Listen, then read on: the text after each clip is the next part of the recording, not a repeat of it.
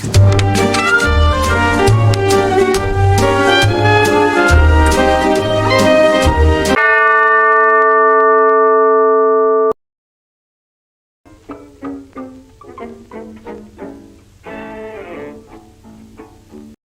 उसे सुला रहा था कि अचानक उसने कहा, बाबा, एक बार मेरे बेड के नीचे देख लेना, कहीं वहां कोई भूत तो नहीं। मैंने उसका डर निकालने के लिए नीचे झांका तो मेरे होश उड़ गए। नीचे मेरा बेटा ही बैठा था, बुरी तरह कांपता हुआ।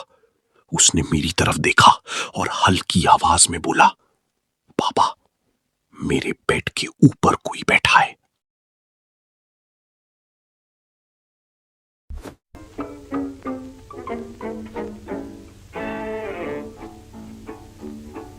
मैं थका हारा काम से वापस आया और बेड पर अपनी बीवी के साथ लेट गया, लेकिन उसका जिस्म अजीब सा ठंडा और सख्त महसूस हो रहा था।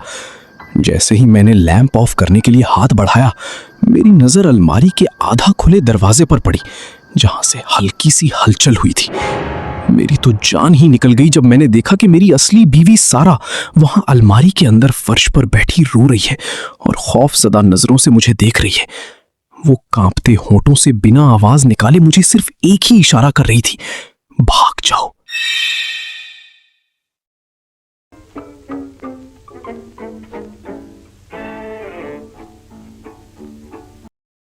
मैंने अपनी लिखी हुई किताब में कुछ कैरेक्टर्स को खत्म करने का फैसला किया। इससे मेरी बायोग्राफी में थोड़ी सी दिलचस्पी बढ़ जाएगी।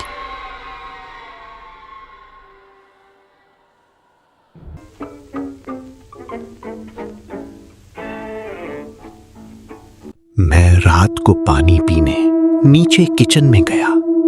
वहां मेरी बीवी खड़ी हुई थी, बिल्कुल खामोश।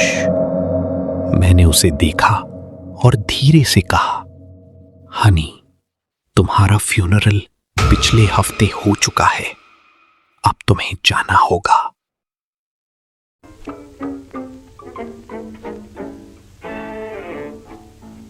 शहर की भीड़ से दूर उस पुराने अपार्टमेंट में वो अकेला कैद था। बाहर आसमान काली स्याही जैसा हो चुका था।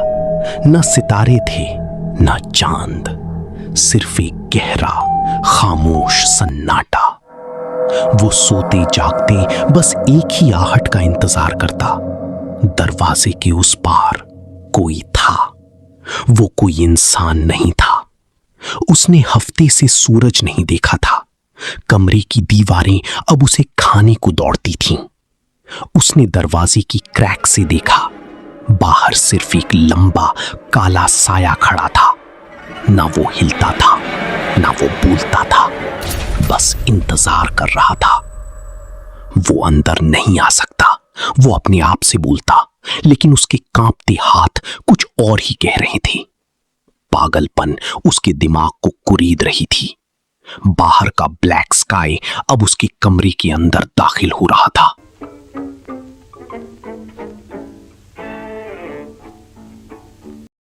मैंने किचन से अपनी मॉम की आवाज सुनी कि वो मुझे बुला रही है। मैं उठकर नीचे जाने लगा, लेकिन फिर मेरे फोन पर उनकी तरफ से मैसेज आया, नीचे मत आना, मुझे भी वो आवाज सुनाई दे रही है।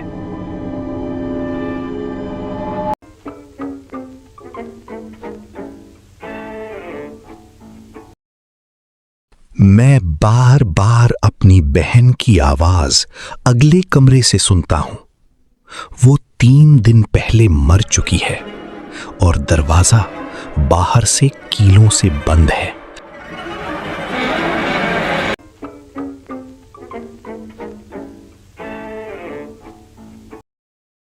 मेरे कमरे के बाहर पूरी रात मेरी मॉम खड़ी रही, बस मुस्कुराती। फिर मुझे याद आया, मेरी मॉम कभी इतनी देर बिना पलक झपकाए खड़ी नहीं रह सकती।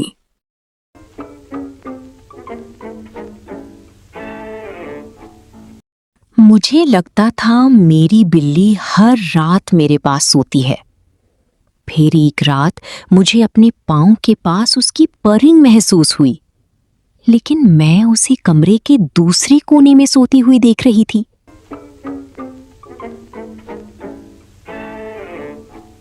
अपने हस्बैंड को कत्ल करने के बाद मुझे डर था कि बेटी पूछेगी कि पापा कहाँ गए, लेकिन उसने नहीं पूछा। आज रात खाने पर उसने अजीब चेहरा बनाकर कहा, मम्मा, आपने पापा को अपनी पीठ पर क्यों उठाया हुआ है?